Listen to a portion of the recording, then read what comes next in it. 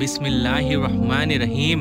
হযরত সামুরা ইবনু জুনদাব রাদিয়াল্লাহু আনহু থেকে বর্ণিত, তিনি বলেন, নবী সাল্লাল্লাহু আলাইহি ওয়াসাল্লাম ফরজ সালাত নামাজের শেষে আমাদের দিকে মুখ ফিরিয়ে বসতেন এবং তোমাদের কেউ কি স্বপ্ন দেখেছ? আমরা বললাম, জি হ্যাঁ। নবী সাল্লাল্লাহু আলাইহি ওয়াসাল্লাম বললেন, গতরাতে আমি স্বপ্ন দেখলাম দুজন লোক এসে আমার হাত ধরে আমাকে পবিত্র ভূমির দিকে নিয়ে চলল। হঠাৎ দেখতে পেলাম এক ব্যক্তি বসে আছে আর ব্যক্তি লোহার আকড়া হাতে দাঁড়িয়ে আছে। দণ্ডায়মান ব্যক্তি উপবিষ্ট ব্যক্তির চাওয়ালটা এমনভাবে আকড়া দ্বারা বিদ্ধ ছিল যে তা চাওয়াল বিদীর্ণ করে মস্তিষ্কের পশ্চাৎভাগ পর্যন্ত পৌঁছে যাচ্ছিল। তারপর অপর চাওয়ালটিও পূর্ববৎ বিদীর্ণ করছিল। আমি জিজ্ঞাসা করলাম, এ কি হচ্ছে? সাথীদ্বয় বললেন, পরে কথা হবে, এখন চলুন। আমরা চলতে চলতে চিত হয়ে শায়িত এক ব্যক্তির পাশে এসে উপস্থিত হলাম। তার শিয়রে পাথর হাতে এক ব্যক্তি দাঁড়িয়ে পাথর দিয়ে তার মাথা চূর্ণ করে দিচ্ছিল। নিক্ষিপ্ত পাথর দূরে গড়িয়ে যাওয়ার ফলে তা তুলে নিয়ে শায়িত ব্যক্তির নিকট ফিরে আসা পূর্বেই বিচ্ছন্ন মাথা পূর্ববৎ জোড়া লেগে যাচ্ছিল। সে পুনরায় মাথার উপর পাথর নিক্ষেপ করছিল। আমি জিজ্ঞাসা করলাম, এর নিজ দেশ থেকে আগুন জ্বলছিল। আগুন গর্তের মুখে নিকটবর্তী হলে সেখানে লোকগুলোও উপরে চলে আসতো, যেন তারা গর্ত থেকে বের হয়ে যাবে।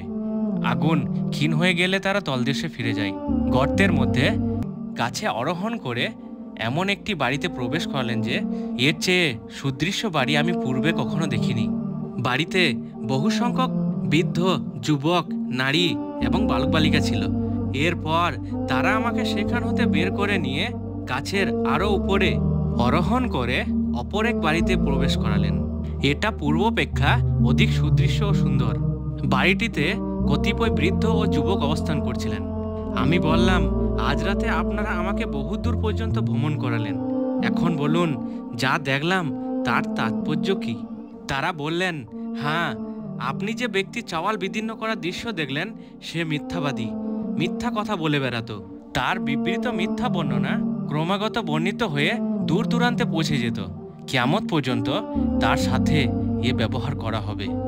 আপনি যার মাথা চূর্ণ করতে দেখলেন সে এমন ব্যক্তি যাকে আল্লাহ কুরআনের শিক্ষা দান করেছিলেন, কিন্তু রাতের বেলায় সে কুরআন থেকে বিরত হয়ে নিদ্রা যেত এবং দিনের বেলায় কুরআন অনুযায়ী আমল করত না। তার সাথে কিয়ামত পর্যন্ত এই রূপই করা হবে। গর্তের মধ্যে যাদেরকে আপনি দেখলেন তারা ব্যভিচারী। রক্তপ্রবাহিত নদীতে আপনি যাকে দেখলেন সে সুদখোর। গাছের গোড়ায় যে বৃদ্ধ ছিলেন তিনি ইব্রাহিম আলাইহিস সালাম এবং তার চারপাশে বালক বালিকারা মানুষের সন্তান। যিনি আগুন জ্বালাচ্ছিলেন তিনি হলেন জাহান্নামের খাজিন মালিক নামক ফেরেশতা। প্রথম যে বাড়িতে আপনি প্রবেশ করলেন তা সাধারণ মুমিনদের বাসস্থান, আর এ বাড়িটি হলো শহীদগণের আবাস। অতঃপর ওই দুজন ব্যক্তি বললেন, আমি হলাম জিবরিল আর ইনি হলেন মিকাইল। এরপর জিবরিল আমাকে বললেন, আপনার মাথা উপরে উঠান। আমি উঠিয়ে মেঘমালার নেই কিছু দেখতে পেলাম। তারা বললেন, এটা আপনার আবাসস্থল। আমি বললাম, আমাকে ছেড়ে দিন, আমি আমার আবাসস্থলে প্রবেশ করি। তারা বললেন, এখনো আপনার হায়াতের কিছু সময় অবশিষ্ট